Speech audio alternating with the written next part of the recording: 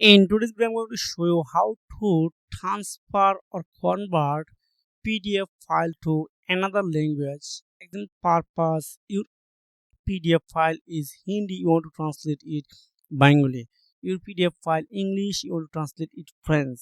French to China, China to Portuguese, Portuguese to Brazil. Any language you can transfer it. So first things I'm going on PC, then I open Google Drive for upload this file on at the first on upload on Google Drive, then click on new folder, then otherwise you can just upload on here, file upload, then okay, this is my targeted file, PDF file, then wow, it's already uploaded. So now open, then click on open with Google Docs.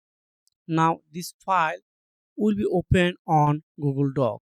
Now click on tool option, again click on translate document, then choose your language which you want to translate.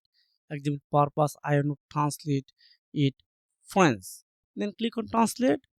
Wow, it's already changes, you can see. So now you need to click on file option, again click on download, then download as a PDF file. That's it, your document fully translated to the another languages. So if you found this video helpful for you, make sure like and subscribe this channel so you can take care. Goodbye.